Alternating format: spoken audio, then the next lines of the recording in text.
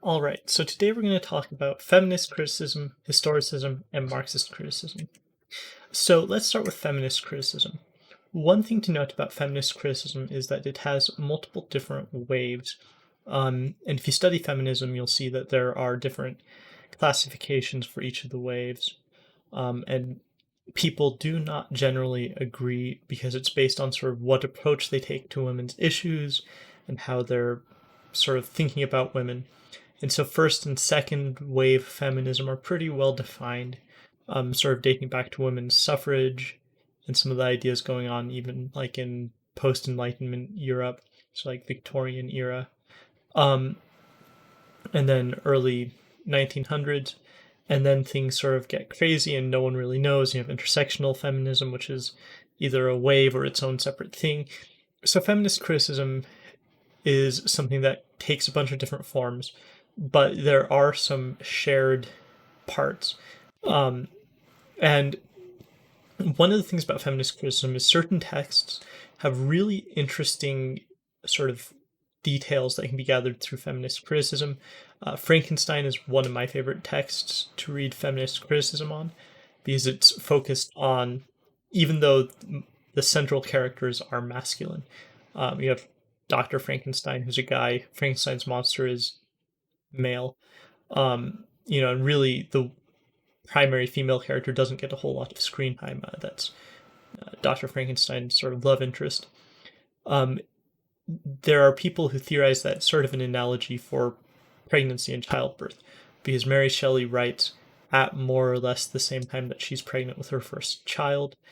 And her husband is Percy Shelley, who's a famous romantic poet, and he's also kind of a deadbeat. And so there's some question of, is Frankenstein an analysis or a manifestation of her anxiety about having this kid that her husband is probably a deadbeat and may not do a whole lot to take care of?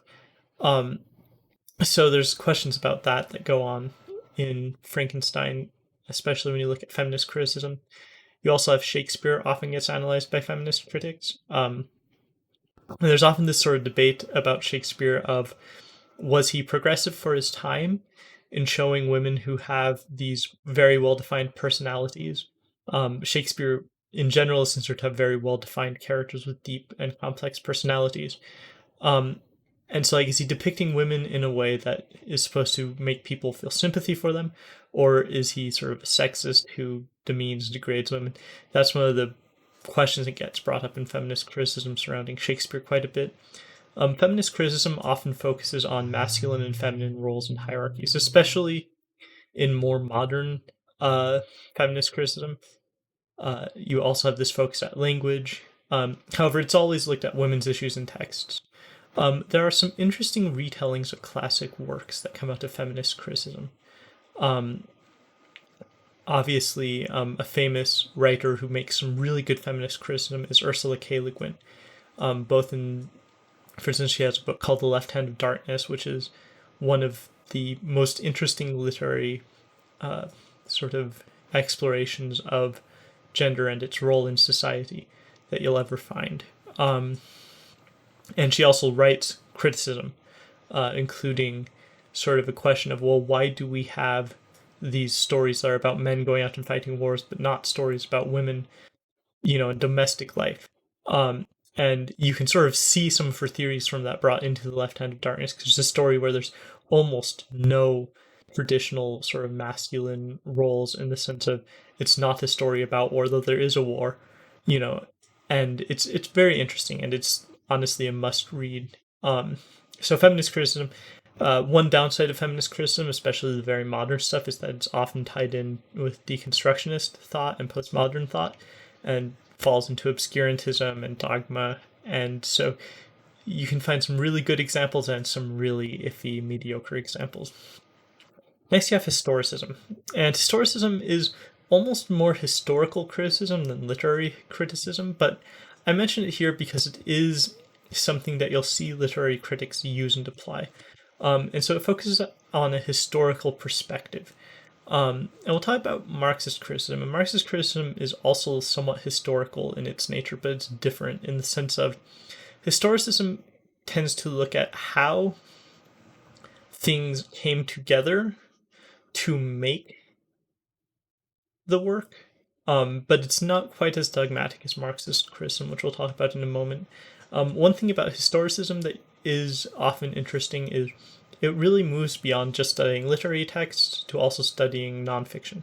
So things like history books, but also biographies, personal letters, quotations, stuff like that. You're looking at more of a context. And so it's a very different approach than like biographical criticism even, which has more of a focus on the person. Historicism looks more at the society. But, where Marxist criticism will say, and we'll talk about that in a moment, that people are products of their society and the work is sort of a product of their society. Historicism is more about seeing the influence than saying, yes, this historical moment mandated this output. Marxist criticism is interesting and sometimes really dreary. Of course, if you're familiar with Marxism, one of Marx's theories is this class struggle between the bourgeoisie and the proletariat.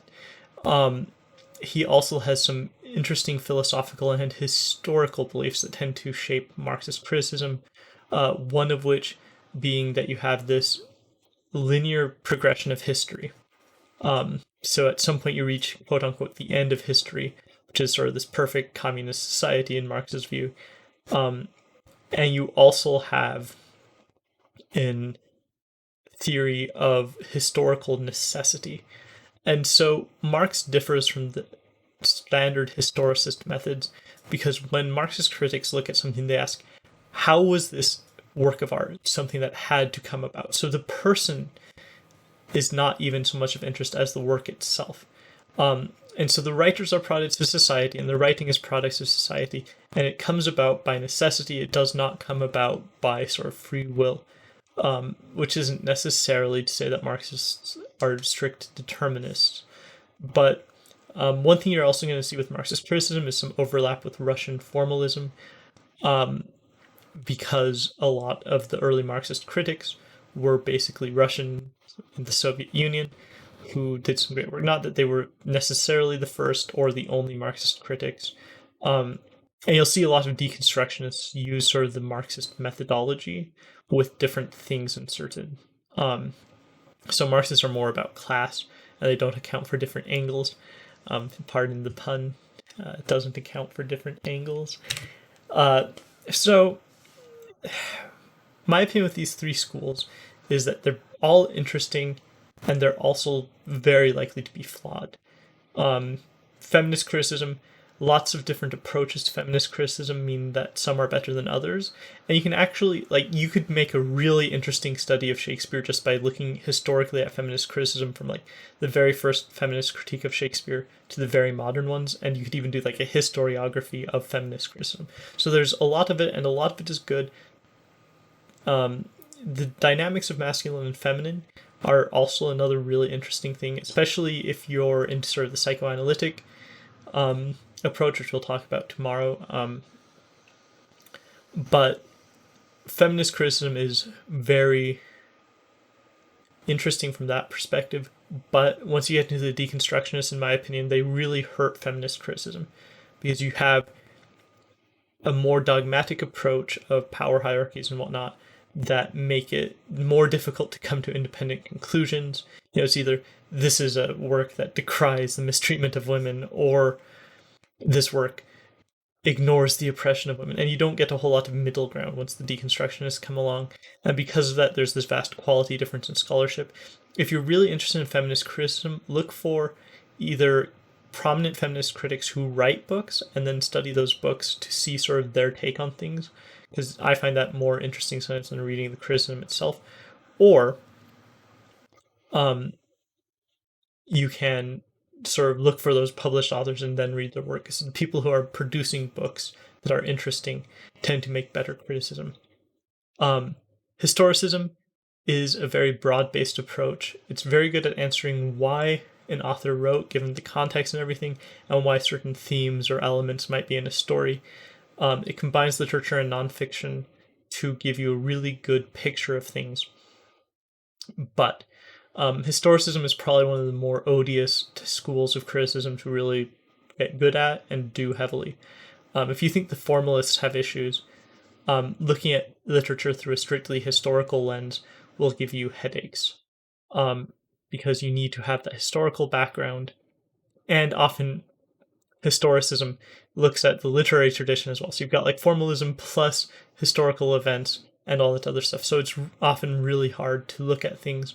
You basically need to be both a historian and a scholar of literature to do historicism well, which works for someone like me because I love history and I love English, but not for everyone.